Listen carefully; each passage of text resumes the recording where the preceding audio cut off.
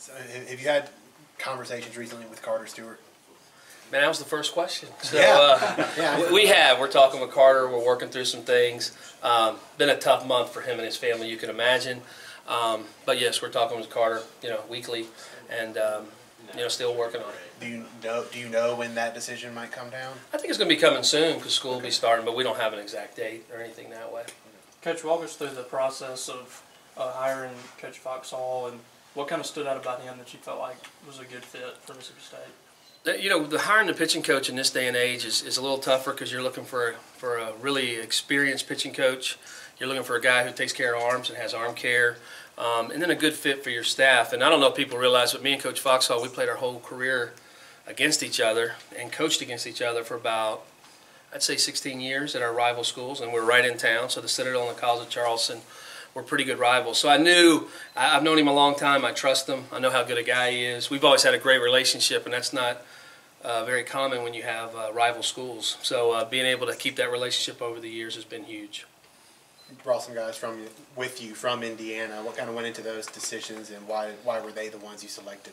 Kyle Cheeseborough's come down. He's our volunteer coach. He was our recruiting coordinator at Indiana. Coached with me at Louisville. Played for me at Louisville. I recruited him. Trust is a big piece, but he's also a tremendous recruiter. He's out on the road. I haven't seen him in weeks since we've been here, so he's been able to recruit since we've been waiting to make another hire, so he's coming back here soon. But just really good. And then Roger Rodehaver will be our operations guy. He's coming with us from Indiana too.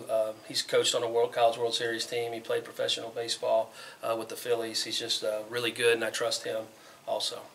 Is there anybody from last year's roster that already that won't be back in the fall? Well, that's a tough one because there's a handful of guys. I would have to think.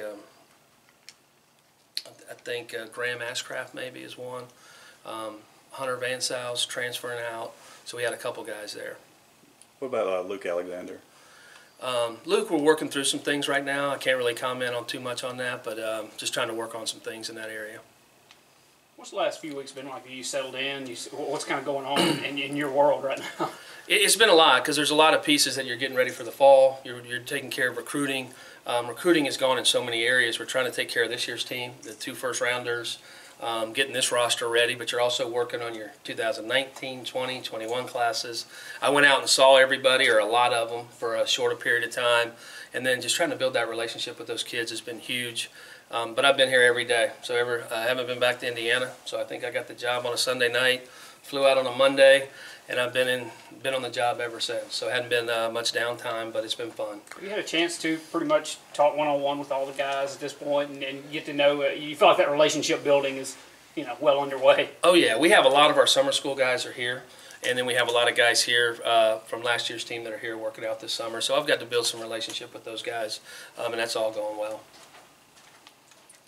What's been one thing that stood out to you the most about this job compared to other jobs that you've had now that you've been here for about a month?